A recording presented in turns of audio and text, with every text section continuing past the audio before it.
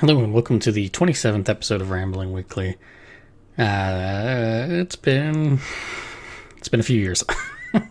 So this episode we're going to tackle talking about outside approval and really shouldn't be doing that sort of thing. So yeah, let's get into it.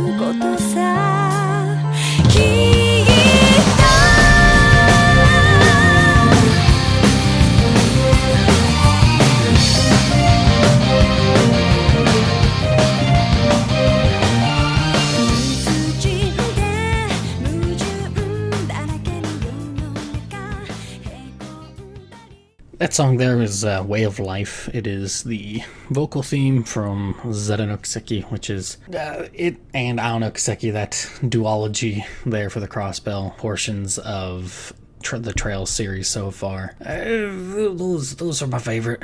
Very special place in my heart for them. Plus Nayuta. And yeah, I'll just say that the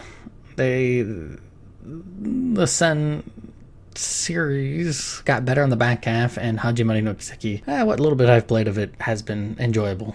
Just took a while. But nowhere near as good as that Zeta no Kiseki. It is the vocal performance is done by Kanako Koteda. It's Nihon Falcom band, JDK there. All good stuff. But yeah, what has been going on? Lots been going on. And I really don't have anything to say about it. So, lots of moving in between, doing some stuff, very start and go. Published a book. I want to say, I'm going to take a look. You can hear me clicking with the mouse. Click with the mouse. Yeah, the last episode I had done of this is way back 3.5 years ago. Yeah, I don't know. So just lots of moving, lots of busyness, lots of other stuff going on. And this is just kind of how things go for me. So, yeah, published a book, getting ready to finish, self-published a book, getting ready to finish up another one, changed jobs, did a bit of moving, start and stop with streaming. That's really been about it. Got back into doing videos, the Power On podcast, the 00 status stuff with Sushi's back and going. Evidently, I am either hitting a midlife crisis and need things to preoccupy myself so I don't spin my wheels and suffer for it, or it's just something I wanted to do, and I would say it's more of the latter than the former. I like doing these things, but like I said in my little state of the channel video that I put out earlier this month, I had some ideas, and I like having just kind of weightier ideas a lot of times, so I need to actually put proper thought into them, and if I don't do that, I don't know, I feel like I will just kind of spin my wheels, really won't know what I'm doing. I mean, this is part of why it's called Rambling Weekly in the first place, is because I ramble, and I am not very good at conversating. Usually I'm a soundboard for other people to... not always. But I generally get treated like a soundboard for other people to talk. What feels like at me rather than to me. And I guess this is my way of letting that out. Part of that's just because it's hard for me to hear. It's the joys of having hearing disability, I guess, is that the baseline it takes to hear and then process that information is a little bit higher. That or I'm just a little dumb, which could totally be the case. Yeah, so, what else has gone on? Nearly lost my leg to an infection. That had me bedridden for about 2 months. That was fun. I don't know what else there... Is there anything else really going on? As I look around the room from approval from my Kirby collection. No, not really. I mean, that's, truth be told, I mean, that is a lot that's going on, right? You know, self-publishing a book, writing another one, and getting it set and ready to publish a second book, jumping between jobs, doing a whole bunch of moving. It's a lot, but yeah, that's that. I don't think I have anything else on that, but that's where we're at right now, is all that sort of fun jazz. How is life treating me now that the crazy times of Ridgemont High have slowed up for me a bit? I don't remember who I had mentioned this to, but I said I was feeling content, and I'm not a big fan of being content or contentedness, because I think that can be a death knell for a lot of different things. It can throw you into a malaise of just sort of okay with where you're at and not willing to try to make that leap to grow and stuff. And I get that it's hard. Like, I understand that. Some people might not, but that, or they're just a fountain of infinite energy and whatnot. But yeah, it is tough to remake oneself, or to, shift gears from what you're doing to then go into this like next stage of your life kind of thing. And the older you get, the more locked up those gears are. But I don't know. I maybe that's why I find myself in these things and doing these things, like every now and again making videos, every now and again making music, and every now and again doing those sorts of things. It's just because there's a comforting familiarity with it that I don't want to say retract or recede into, but I walk that path again, kind of thing, for better and for worse. It's certainly better in the sense that a much healthier mindset on it, where I know I was very flummoxed and annoyed when I came back from Japan, because, I didn't think I'd quite get the reaction of just nothingness, but in the same hand, that's not fair to think of that on other people, to be like, why aren't you paying attention to me? Like, less of that, more of just, I don't know. It felt like a shock that there. And I know it's not everybody, and this could be a completely imagined interpretation on the whole thing, but partially. Definitely, not partially, but definitely, I wasn't doing as many videos and all that sort of fun stuff, but, people were more so into the channel for the whole gaijin gaming aspect, and when the big aspect is no longer there, in the sense of foreigner stuff, it's not fair for me to think, oh, they'll keep watching for my shining personality. No, they won't. And it's not their fault, nor my own. Nor anybody's. So, other than it's my own for thinking that that everything would just kind of continue without any sort of weird hiccups or transitions. But to be fair, like I said, I did also do a lot of start and stopping and different sort of video ideas that it was just really hard to consistently do, partially because of really not having the finances, the equipment, and all that sort of fun jazz. That made it really, really tough. Even when I first started the channel and stuff, it was a really tough process, because I was borrowing like notebooks or whatever, like those little mini, not even like laptops, like think step down from laptop sort of thing, from coworkers who weren't using them, just to like try to put out a video or something. But that's what it was. So I mean, that's also why when Justin TV was a thing, it was really hard to do any sort of streaming. I could have been something big, kid, had I just kept streaming, but I didn't have the computer for it. That's why a lot of those videos and stuff were of my camera pointing towards the TV to capture footage and that sort of stuff. It was just didn't ever really have the proper monies for it, or less that I didn't have the proper monies, and more of I never invested in that. So if there's anybody to blame for that sort of thing, I guess it's just myself. But with all that said, that's the intro for this. We're going to go into a topic, and the topic is going to be about outside approval. So I figured, what better way to come back than something light, like trying to seek the approval of others, and just sort of chit chat about that. So I will meet you on the other side.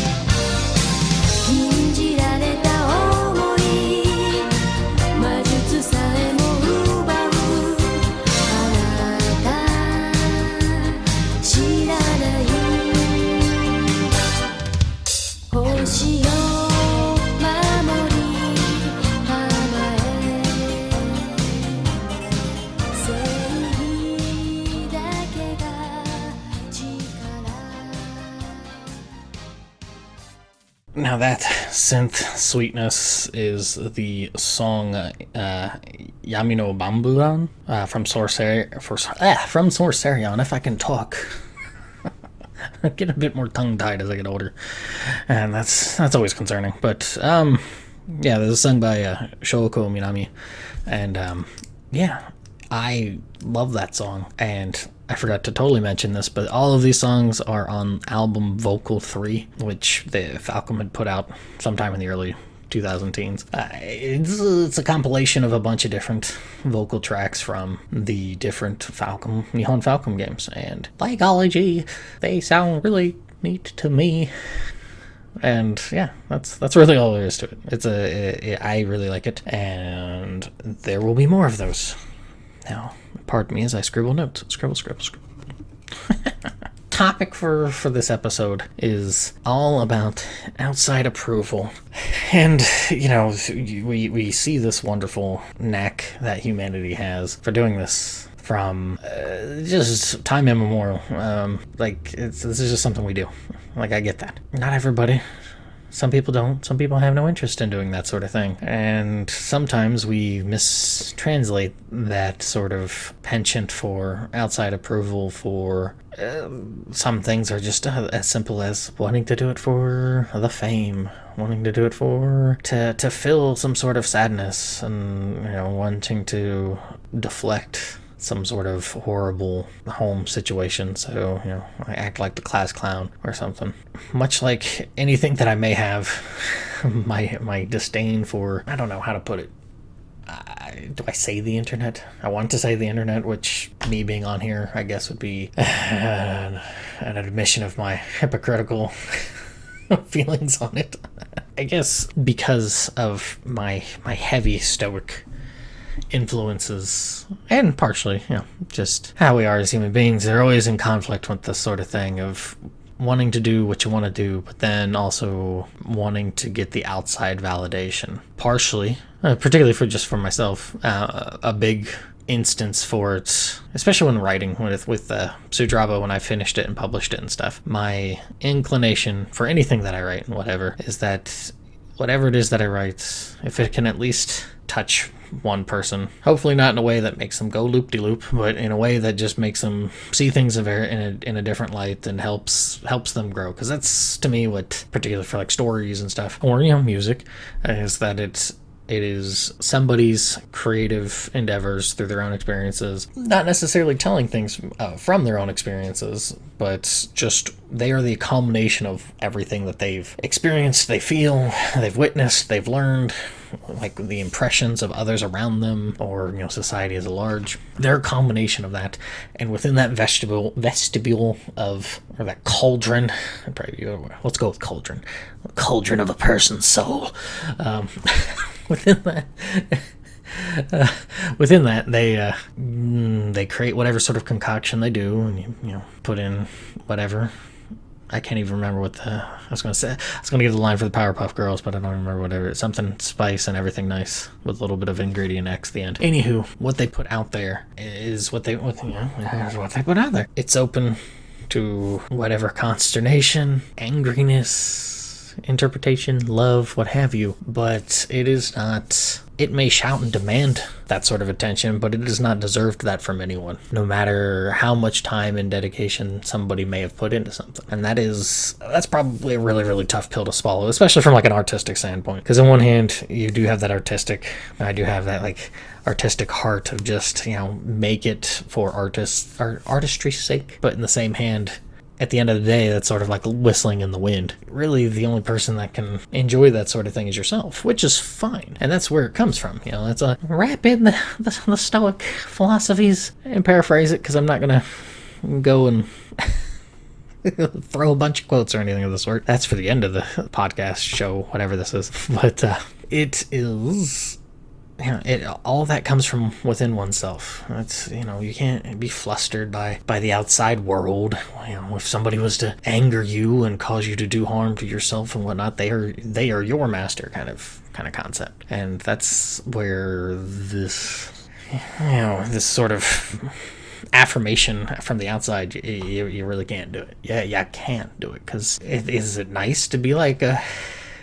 Sure, I mean, it's nice to be popular. It's nice to be appreciated for what you do. In the same hand, appreciation I don't think really means what a lot of people think it means, where I think it gets used a little too much to where it's a little blasé. What's appreciation if you're not grateful for something? That's what I would kind of throw out there. I think that gratitude is a much more important emotion, feeling.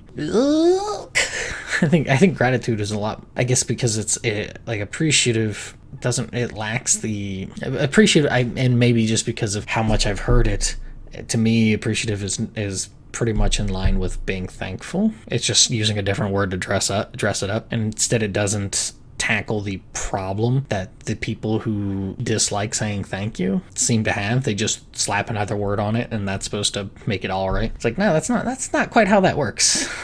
Like, you've not identified the problem. You've just added a fresh coat of paint, or changed the walls of the room from blue to gray, or from black to yellow or something.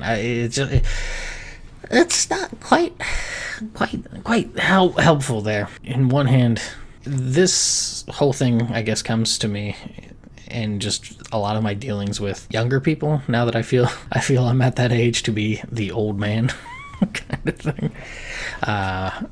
In the sense that there is a lot of this language game played, but importantly as well is that there's this push to share a lot of personal information of oneself. And I believe it comes from a like that mentality of many hands reduces the labor, or reduces the weight of something. And take person A. Person A is talking to person B, and they drop a lot of emotional baggage on them.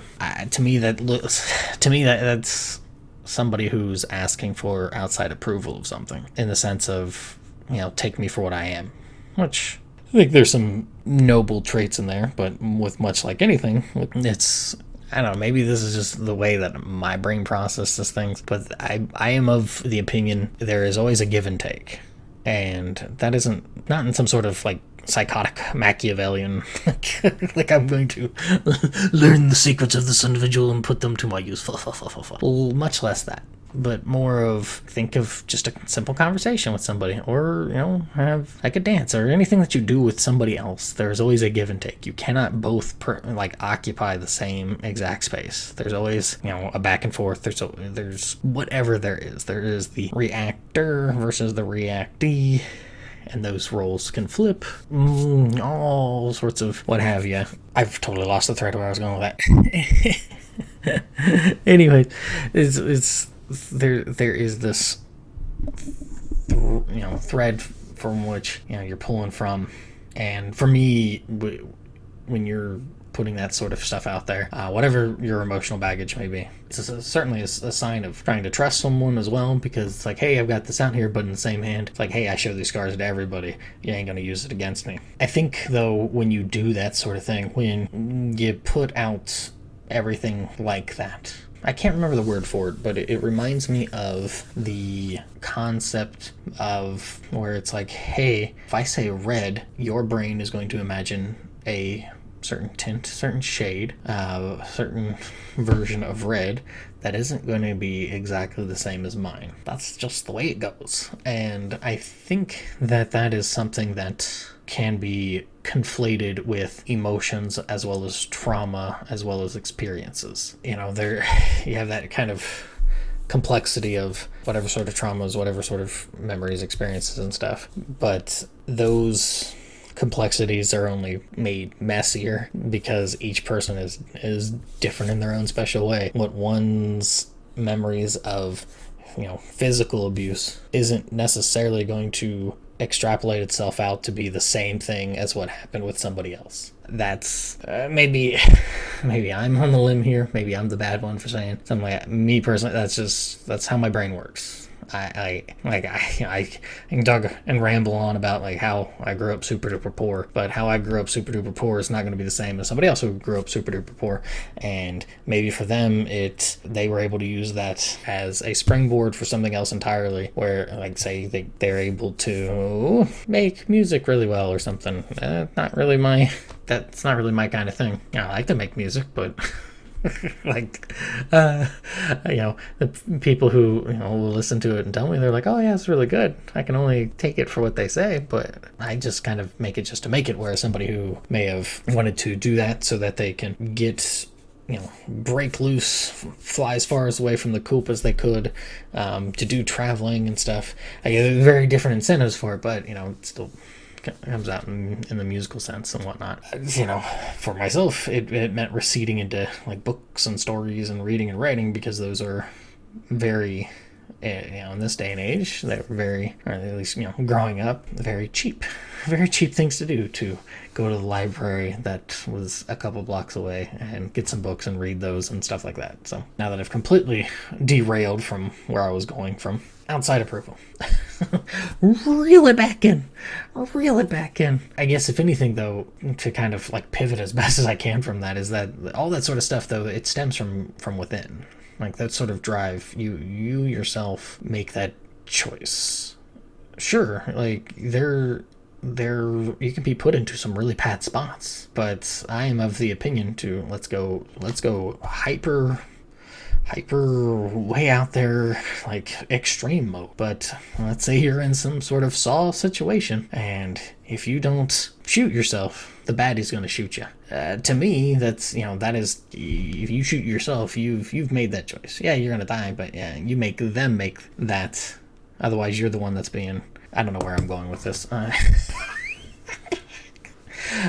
I guess because I went too extreme, it sort of let's reel back. Let's bring it back in. Okay, take the extremities out of it. You have a choice to buy some chocolate, even though you're trying to not to be too close to home, but you're trying to lose weight, and you're like, well, I'll buy this chocolate, but I'll just keep it for when, what have you. Now you've already made the choice that you've got chocolate. You've endangered your diet for this chocolate, and each step you take from there, like nobody else is gonna be like, oh hey, you bought chocolate. You might have some friends or family who are like, aren't you like trying to be on a diet or something? But yeah, Those sorts of pressures where some people might be like, hey, aren't you trying to be on a diet and stuff? Those are those scales of trying to help tip it back into, hey, this is the choice you made. Are you sure you're wanting to, go with that? That's like not necessarily an outside approval sort of thing. That's just more of an outside pressure to do what you already tried to set out to do. But when it comes down to it, if you eat that candy, you might have friends who are like, this is disappointing. You could have, I know it's just a candy, but think of it along terms of things. I don't know. I've totally spin this in the wrong way I wanted to go. Outside approval, it all comes to yourself. I can rail on about how much of a crummy, poopy bit it was that I couldn't do more once I got back from Japan, particularly with the channel and stuff like that. But you know what? It comes down to me. Like, it doesn't, it would be nice to get, like, more comments and stuff to be, because it certainly greases the wheels to be like, oh, hey, have some comments. So it's like, it's easy to get the ball rolling in that regard. But you know what? When it comes down to it, if I don't have anything for people to really comment on, it's kind of hard to have the comments in the first place there. It's sort of like a self-fulfilling prophecy or the cyclical nature of things. The time is a round circle, or whatever kind of silliness people want to think of it nowadays. So instead of, plus if you're just going, I think you can see this with not some, but you can see it with different YouTubers or what have you. Those people who are just like, hey, there's a lot of people who like X thing. I like X thing too. Or, hey, there's a lot of people who hate Y thing. Well, I hate Y thing too. And let me tell you pretty much the same thing you're saying, but from my voice, so it confirms what you're going for. So yeah, no, that's just not a way to do things. Even if it's like a no-brainer kind of thing, like, oh, who knows? Because there's, I say no-brainer, but I know that there's a way. Oh, I don't know. Elden Ring. People love Elden Ring. Whoop-de-da.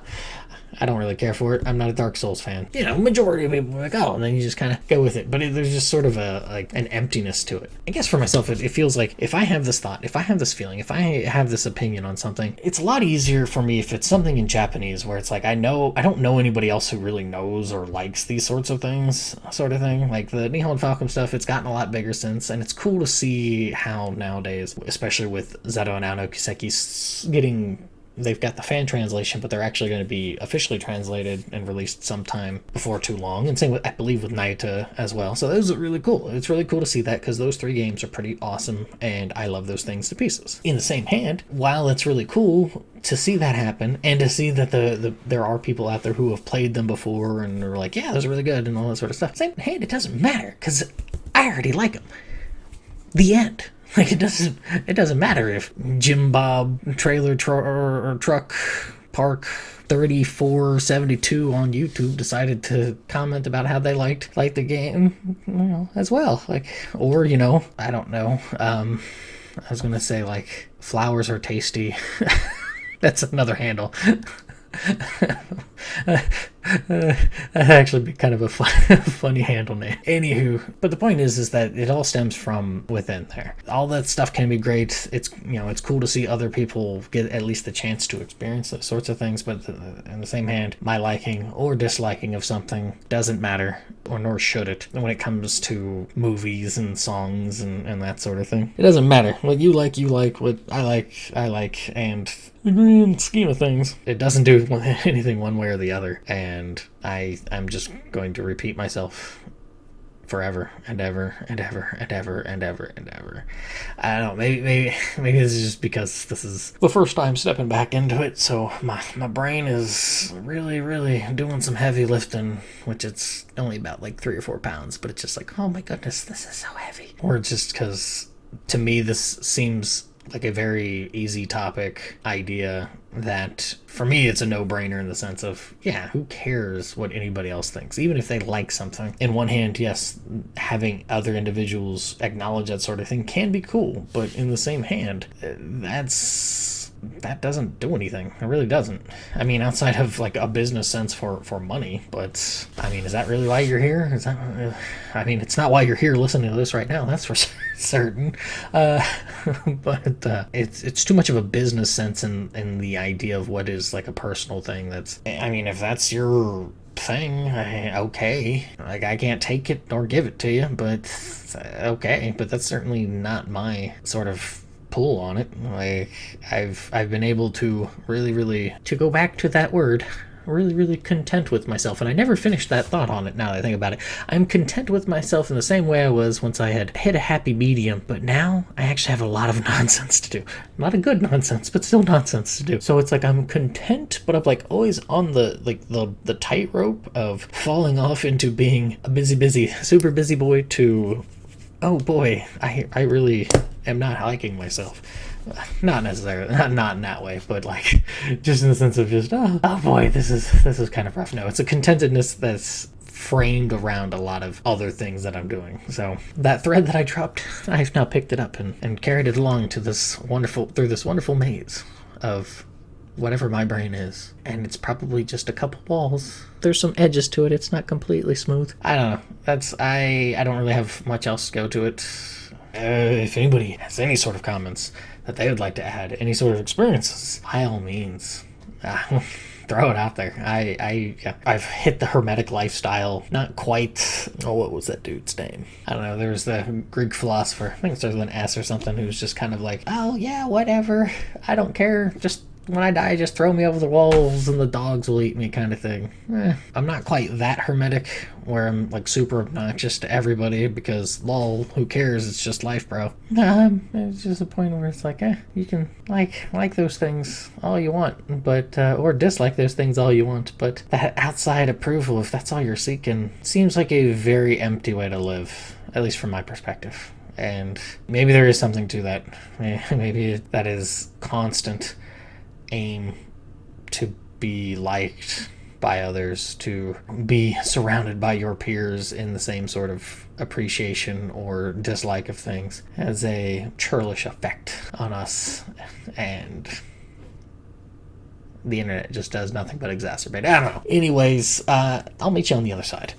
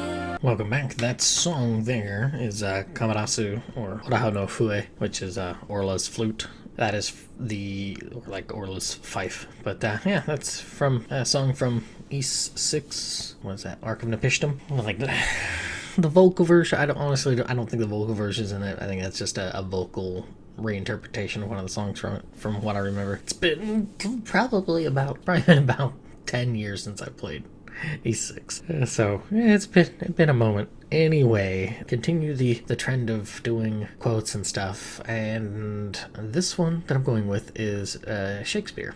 It's Pericles, but truth be told, though Shakespeare is credited with it, it might have been written by George Wilkins at the time, who wrote about half of the story, and from what I had gathered, George may have written the first 2 acts of the play, and this comes from, I believe, the second act, or at least the second scene or something. It happens early enough to where I'm willing to think that George is the one that technically writes this, but I think it gets attributed to Shakespeare. Anyways, it is: opinions but a fool that makes us scan the outward habit by the inward man. Yeah, it's just, I like it. Now, a quote by itself will really tinge context very differently than what it's intended to. I mean, you look at idioms in the English language, for example, 3 of them I'll bring up. One is,